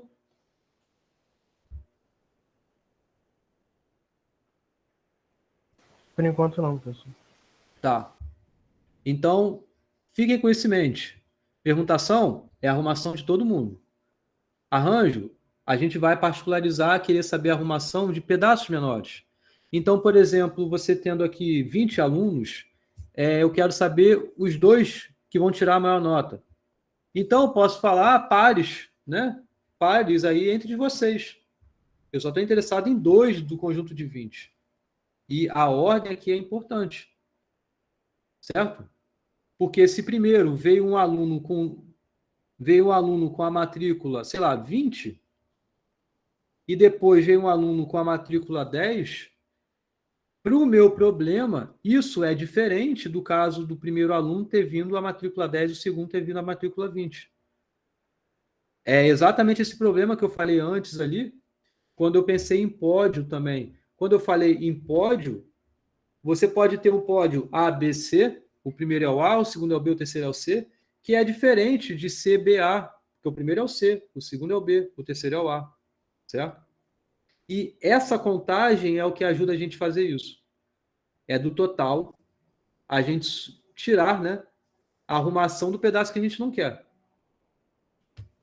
Por exemplo, A, B, C, D e E. Se eu pensasse na arrumação desses 5 elementos, você teria 5 fatorial, o que dá 520, certo? Então, são várias possibilidades aí, né? Então, você tem aquelas possibilidades em que você tem A, B, C, D e E. Você tem aquela possibilidade que é B, C, A, D, E, e assim por diante, várias outras. Mas se eu só estou interessado, por exemplo, eu vou botar mais uma aqui, B, C, A, E, D, certo? Se eu estou interessado somente nas 3 primeiras posições e não em todas essas 5, veja que olha esse bloquinho aqui dessas duas. Se eu considerasse como todo, daria diferente. Mas considerando como a mesma coisa, dá igual. Então, é essa quantidade aqui que você não está olhando, você tem que remover. Então, você divide por essa arrumação desses 2 que sobraram para justamente ficar somente com o que você quer. Tá? Então, em outras palavras, é isso que é o arranjo também. Vou avançar, dá tempo de eu falar rapidinho sobre combinação. A aula que vem ainda é sobre esse assunto. Então, se vocês estão achando meio rápido e tudo mais, na aula que vem eu vou voltar a falar sobre isso tudo aqui de novo, tá? Mas vou falar sobre combinação agora, que é uma generalização muito imediata do que é o arranjo. Porque, olha, nem é generalização, né? Mas é uma variação. É uma variação ou uma particularização, inclusive. Tá? Esse problema aqui, esse tipo de problema que a gente estuda, ainda é do total, você quer saber algo sobre o menor. Só que anteriormente eu queria saber em todas as ordens. Aqui não. Eu estou interessado em todos os subconjuntos. Veja que aqui atrás, por exemplo, ABC, BCA são ordens diferentes. Mas vocês reparam que os conjuntos são os mesmos? É envolvendo o A, o B e o C. E muitas das vezes é esse o nosso interesse. é em saber as ordens? Não, mas é saber quem são os subconjuntos, quantos são os subconjuntos de um tamanho específico. Então, um problema bem específico é esse aqui, ó. De quantas formas podemos ter um trio para formar um pódio? É diferente de saber de quantos modos eu posso formar um pódio. Eu estou interessado aqui agora no trio, não exatamente nas ordens que os trios podem aparecer. Tá? E uma configuração aqui não é mais uma ordem. Se vocês voltarem o slide lá que eu falei sobre arranjo, aqui eu estou chamando a atenção lá pela palavra ordem. Mas não é isso que eu estou interessado aqui agora. Eu estou interessado em uma configuração em um conjunto de 3 pessoas dentre 8. É isso que é uma configuração para a gente aqui. Tá? Como resolver esse problema? Então, é o seguinte. Arranjo está muito perto disso daqui. Porque, vê, quando a gente conta, por exemplo, arranjo de 8, 3 a 3, vocês concordam que a gente tem muito mais do que é o que a gente quer aqui? Quando a gente conta arranjo de 8, 3 a 3, a gente tem, além dos trios, todas as possíveis ordens entre os trios também. Então, por exemplo, João, Marcos e Lucas foram escolhidos aí. Isso, nessa contagem, vai ter um outro valor, né, mais uma configuração distinta dessa que eu peguei aqui, para relacionar, para dizer que é Marcos, Lucas e João. São elementos, são triplas diferentes.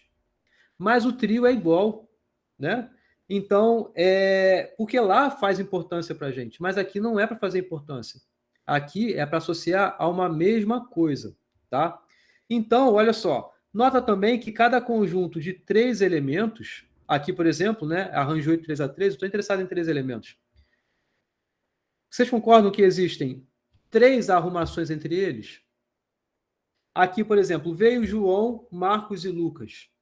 Existem quantas arrumações envolvendo somente João, Marcos e Lucas? 3 fatorial?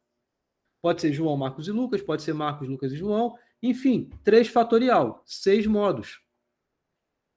Vocês concordam que quando eu estou interessado nesse tipo de problema aqui, todas essas 3 fatorial arrumações têm que ser associadas a uma coisa só? Porque o meu interesse é no trio. Então você tem que dividir? Perfeito. Então o que a gente tem que fazer é o quê? Aqui a gente viu, são 3 fatorial. Então o que de fato a gente tem que fazer é do total que a gente tinha do arranjo, dividir por 3 fatorial. Por que tem que dividir do total por 3 fatorial? Aqui eu peguei um exemplo só específico, né? Mas sempre que você tiver agora não é mais João, Marcos e Lucas, mas dentre 8, você pode ter lá agora o A, o B e o C. São as pessoas que vieram dentre essas 8. Também você vai ter aqui 3 fatorial arrumações envolvendo esses 3 elementos para considerar como uma coisa só.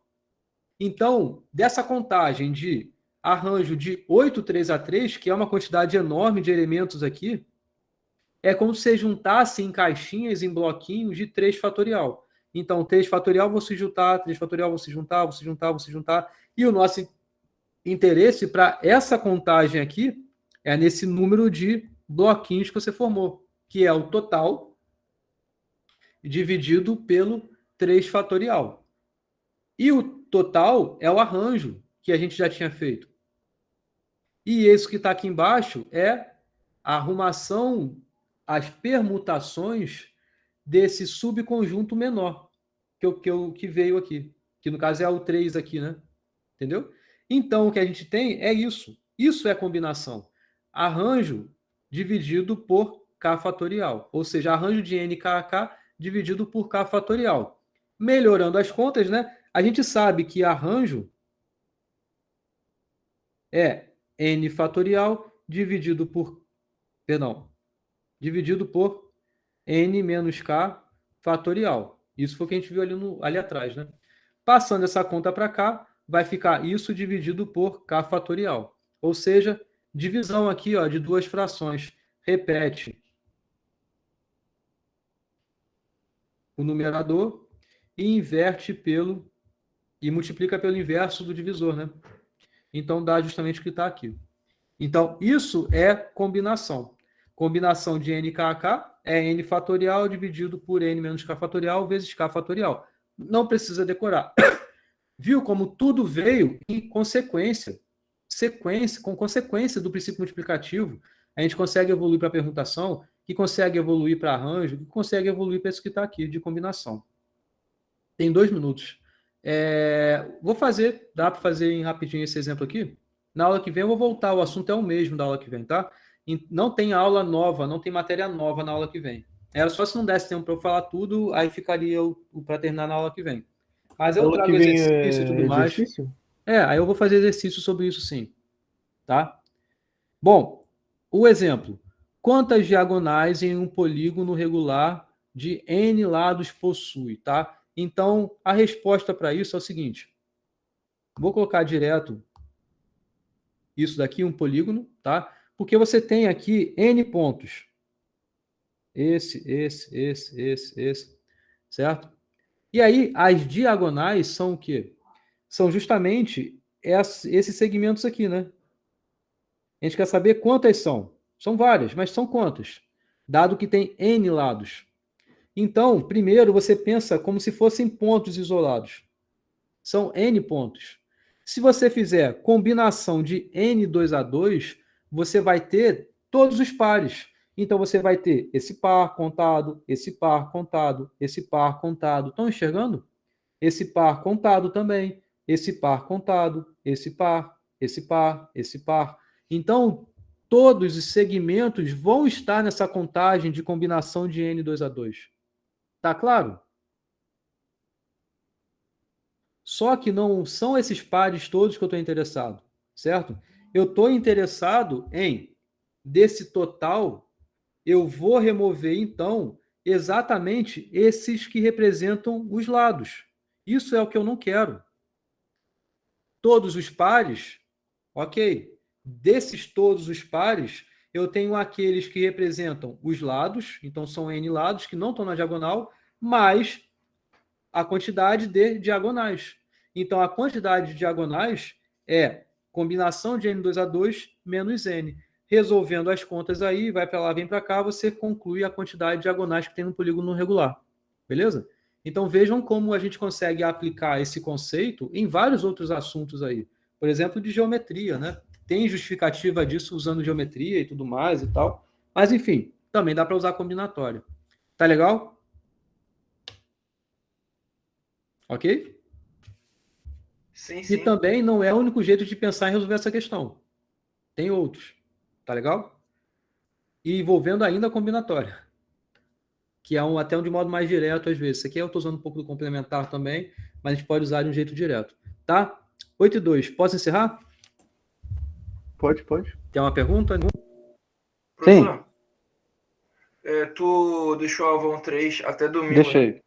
Deixei até domingo. Graças a Deus. Beleza. Falou. Graças a Deus mesmo. Pô, cara, fala não, já tava suando frio aqui, meu Deus. Pô, tem a prova. Agradece ao Paulo aí. Ele que pediu para mudar para amanhã. Valeu, Paulo. Caraca. Valeu, vou mandar o